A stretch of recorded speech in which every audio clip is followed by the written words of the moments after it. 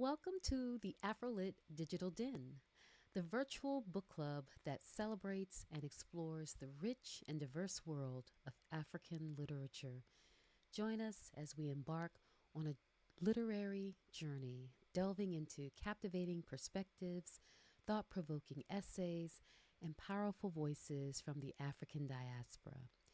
Whether you're a seasoned reader or just starting to explore African philosophy, our club is a vibrant community where we come together to discuss, learn, and connect through the pages of these incredible works.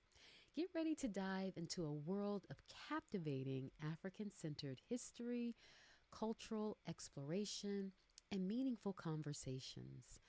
Welcome to the Afrolit Digital Den, where the power of words unites us all.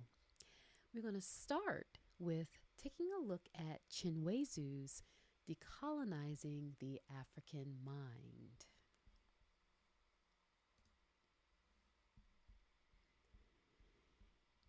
And I appreciated the dedication where he said, to the memory of the following thinkers and crusaders for the liberation of the black world from European domination. So he has W.E.B. Du Bois, 1868 to 1963, Marcus Garvey, 1887 to 1940, Sheikh Anta Diop, 1923 to 1986, Amilcar Cabral, 1924 to 1973, and Frantz Fanon, 1925 to 1961. And then below that, he has, and to the liberation of all Africans whose hearts and minds are still controlled by anti African interests. So I appreciate that opening, and I would like to dive into the preface, and eventually I would like for us to look at Chinwezu to see what type of person he was. And actually, there is a section about the author that I'm going to read later on. But let's look at the preface here. A quarter century after Africa's political independence from European colonial powers, the colonial mentality still lies like a fog on the African consciousness. It befuddles African perception, confuses African thinking, messes up African feelings, and disorganizes African action. As a result, African efforts at nation building and development have yielded little.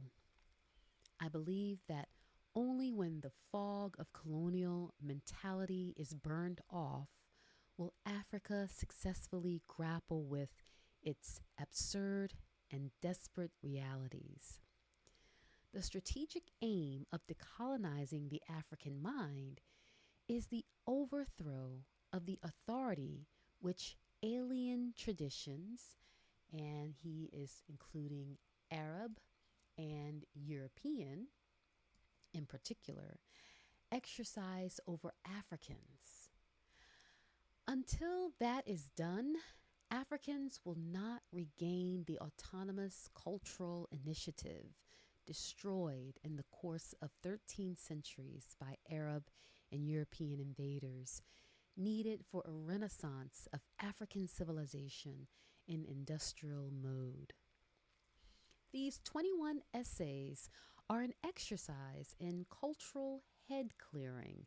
They examine the implications of mental decolonization for African economic thought, for African strategies of economic development, for African history and historiography, for African literature and scholarship, for African relations with the Arab world, for Pan Africanism, the Organization of African Unity, which I believe now is the African Union, and organizations of the Black world, for African attitudes towards the Nobel Prize, the Olympics, Christianity, Islam, Marxism, Arabism, and Zionism. Where the reader might ask, do these essays stand in the tradition of Pan African thought on decolonization? As shown by the numerous epigraphs, nearly every essay is an application to some post independence question of some idea or principle raised earlier by thinkers and crusaders for the liberation of the Black world from white domination. I came across most of these epigraphic passages just before the collection was ready to go to press. And I was delighted with this evidence that I was merely continuing an existing tradition in Pan African thought. I should like to hope that others would extend the discussion till every facet of African life and culture has been scrutinized and decolonized so that the long stalled renaissance of African civilization in an industrial mode can be accomplished. Some of these essays were written from a third world perspective rather than a purely African or Black world perspective. Nevertheless, I have not altered them for inclusion here. First of all, what they have to say about the third world or about North South relations applies with full force to Africa and the Black world, which are subregions of what now goes by the names Third World or South. Secondly, as they were responses to events or interventions in controversies of the day, I consider it preferable that they should here retain the flavor of the times that provoked them. So this is written January 1987 in Lagos. And so here we have some of the topics that are covered in these essays. We have the introduction, Calibans versus Ariels. Part 1 is economics. We have cargo cult, maldevelopment, the third world's trap into peonage, averting debt trap peonage, of suffering and development for new directions in economic thought. And that sounds so interesting. I was really interested in part 1, economics, because that is the area where the West has pretty much done a good job of keeping us out. We have a pseudo decolonization of politics. We have not been decolonized culturally, and certainly economically, we haven't even started talking about it. We're mostly talking about reparations, but what exactly does that look like with regards to gaining control back over our economics as a collective group of descendants from the first peoples, which originated in Africa? Part 2, he looks at history, decolonizing African history, the scramble for Africa, old and new. We have here partisan historiographies of Africa, seasons of white invaders. Part 3 is politics. So here he looks at Zionist, Arabist, and Pan-Africanist, Gaddafi, Arab expansionist. Let us stop fooling ourselves for a Black World League of Nations. Part 4 looks at cultural control systems, Pan-Africanism and the Nobel Prize, what the Nobel is not, and the Olympic Games and the Black world. Part 5 looks at literature and nation building in Africa, deriding the Derridians, African literature and Marxist criticism, and responsibilities of African literary scholars and critics. Okay, so as I was thumbing through the book, it appeared to be a nice read. There's altogether about 200 and some odd pages. The essays are not long at all. And so I thought, wow, this would be a great read to start our virtual book club off with. So here we have a quote here, and I'm not sure if I'm saying the name correctly. Okat Bitek. So I hope I said that right. Africa must re examine herself critically. She must discover her true self and rid herself of apemanship. Hmm. For only then can she begin to develop a culture of her own. Africa must redefine all cultural terms according to her own interests. As she has broken the political bondage of colonialism, she must continue the economic and cultural revolution until she refuses to be to be led by the nose by foreigners. We must also reject the erroneous attempts of foreign students to interpret and present her. We must interpret and present Africa in our own way, in our own interests. This quote really resonated with me because I found myself with sort of a double consciousness, what W.E.B. Du Bois talked about here, uh, growing up in the United States, not really knowing my African roots. I knew my roots of my family in this country, and I knew that we dated back to uh, the enslaved Africans that came, but it kind of stopped there. And I always baffled with that. Like, who am I really? Am I an American? Am I African? I always grappled with that. And to become conscious and to awaken myself, this quote right here is asking me to understand what is my assignment. And so, how do we re examine? How do we discover our true selves and rid ourselves of the apemanship if we have the mind of a European male? So, after a lot of cleansing, I think I'm to a point now where I'm ready to take on my African self and reject the erroneous attempts of foreign students to interpret and present Africa. I was that foreign student, but I am now learning to not be alien to my African self anymore. And I want to interpret and present Africa in the African way through how I have experienced Africa in me.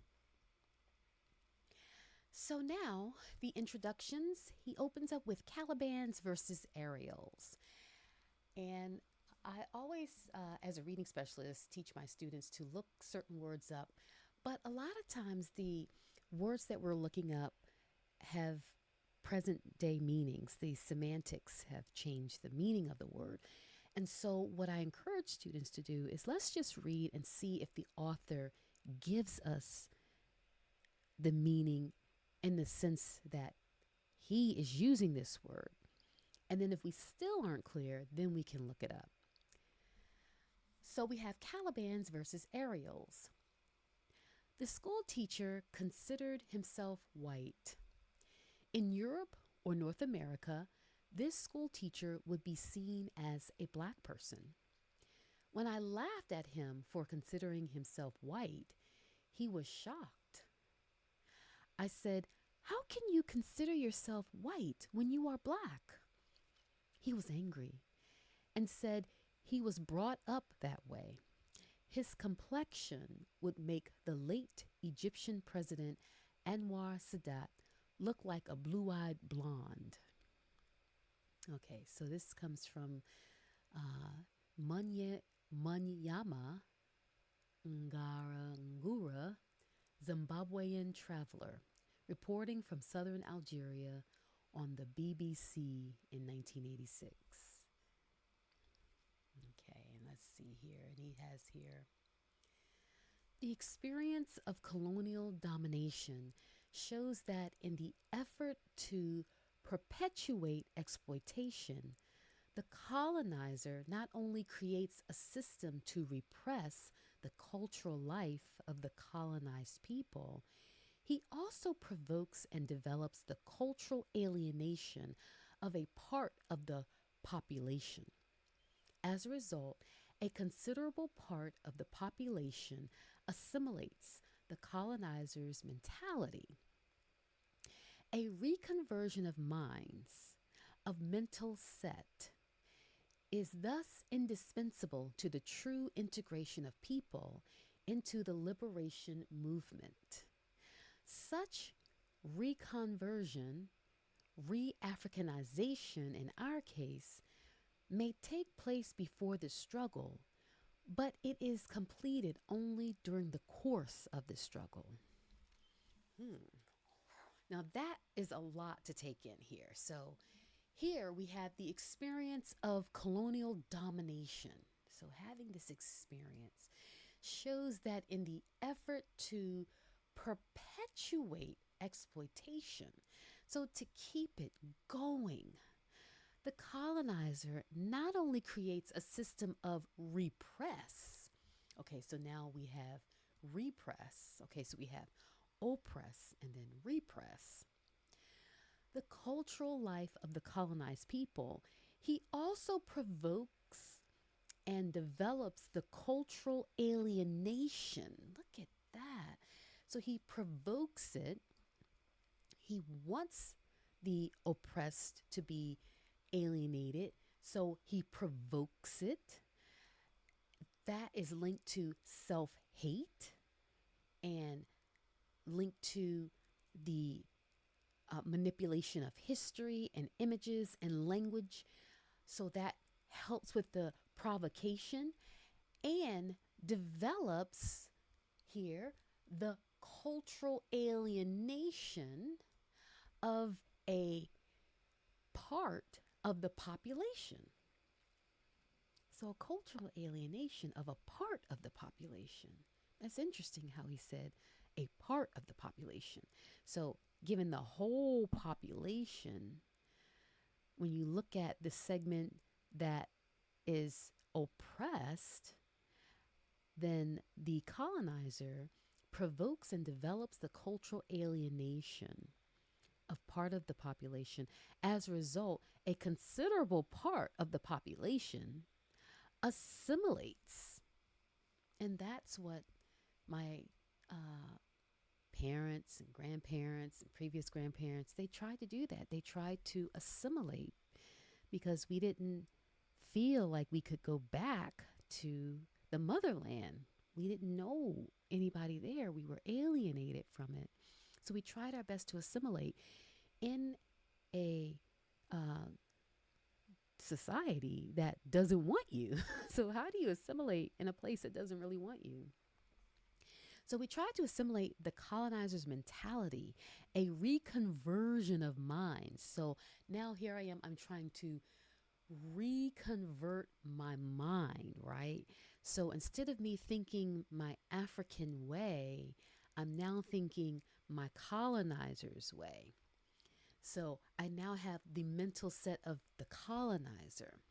So a reconversion of minds is thus indispensable to the true integration of people into the liberation movement. So, you know that scripture that says, "Be ye transformed by the renewal of your mind." Here it is. A reconversion of minds is thus indispensable to the true integration of people into the liberation movement. So, as long as we're thinking with the colonizer's mind, then we can't really have a true liberation movement. So, such reconversion, re Africanization in our case, may take place before the struggle, but it is completed only during the course of the struggle. So, as we are struggling, we are gaining our heritage and our ethnicity, in our minds, our Africanity back, if you will. Okay, so here we go. Roman numeral one.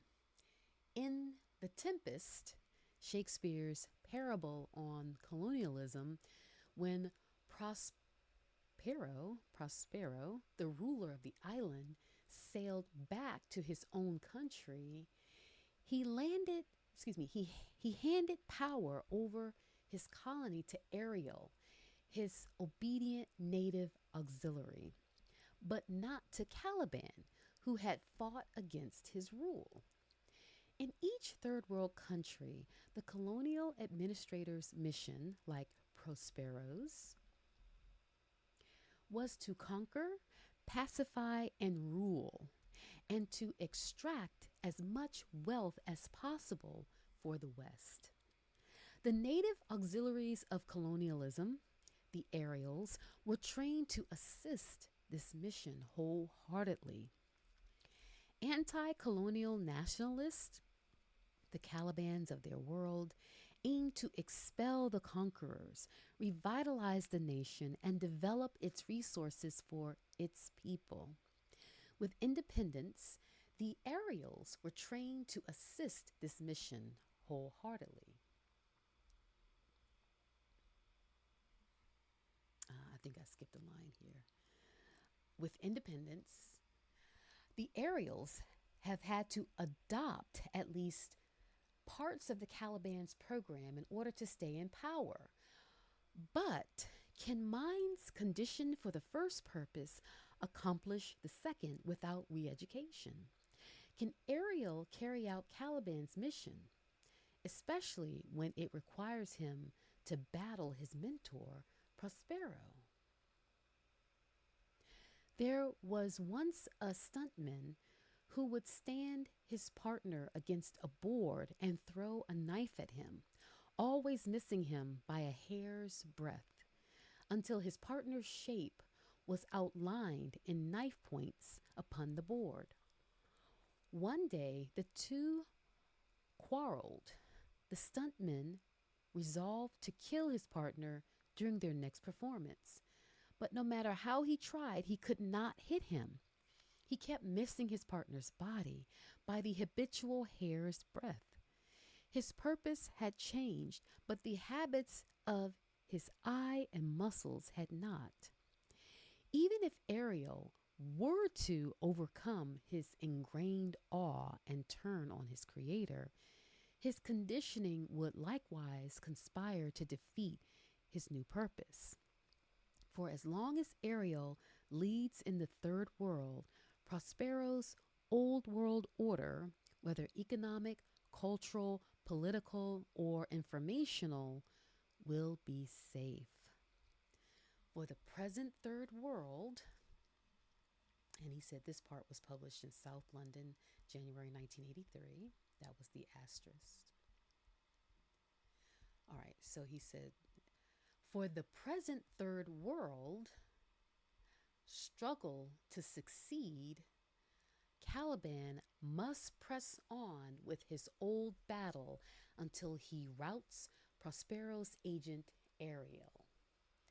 Ariel and Caliban symbolize two factions in the third world, indeed, two rival tendencies in each third world mind. Ariel's rout would mean the eradication of the colonial mentality.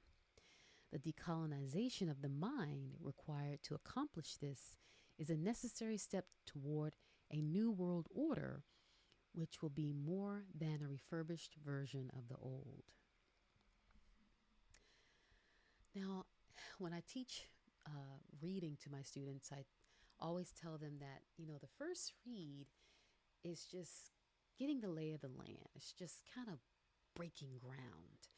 To really go deep with this, you have to kind of go back and read it again. And sometimes students don't want to read it again. They're like, do I have to? But it's like, yeah, here we have an analogy happening. Okay, so here we have in Shakespeare's parable, The Tempest, okay, we have Prospero. Okay, so I hope I'm saying that name right. And I would tell my students that I think I'm pronouncing it right, but if not, we can go online and type it in and get the proper pronunciation. Okay, so we have Prospero, the ruler of the island, sailed back to his own country. All right, so here the colonizer goes back to his own country. He handed power over his colony to Ariel.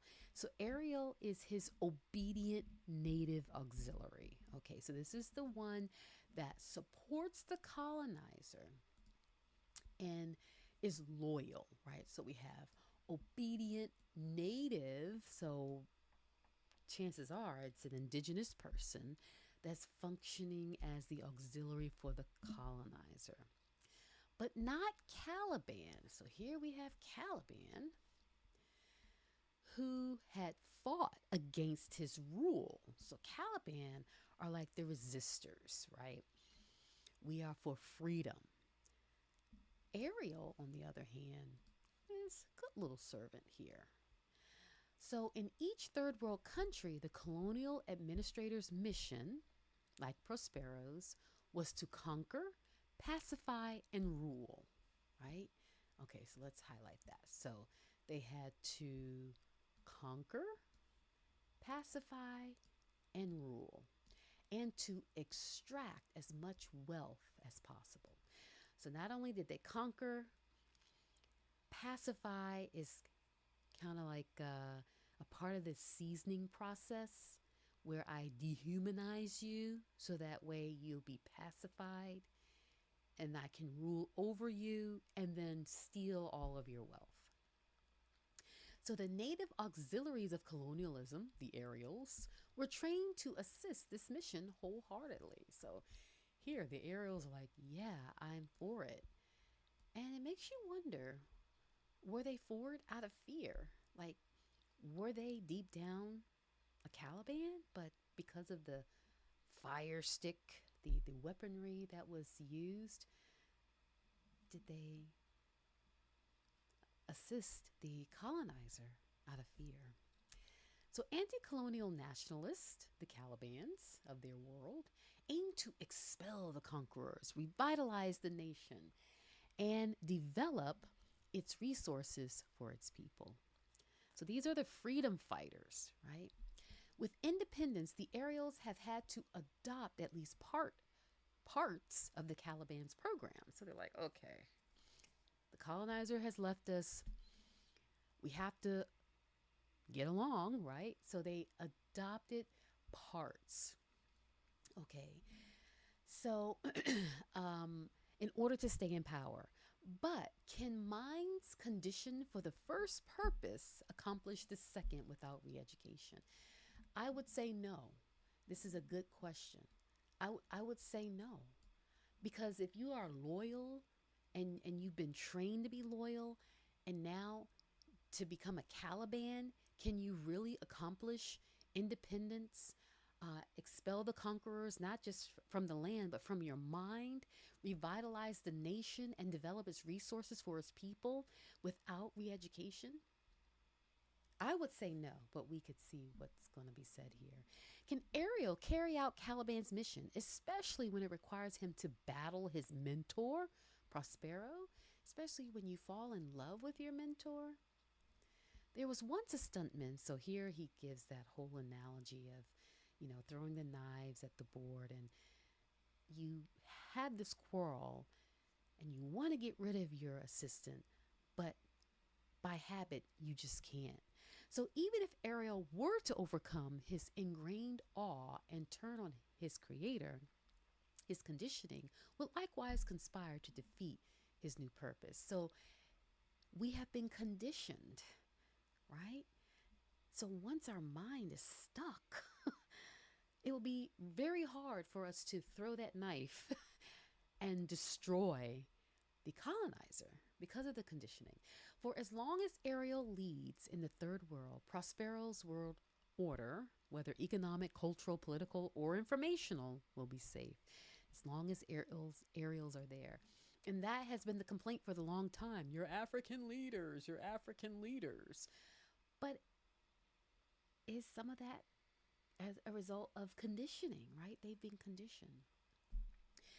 All right. So Caliban must press on with his old battle until he routs Prospero's agent Ariel, right? So we have to cleanse and gut those people out.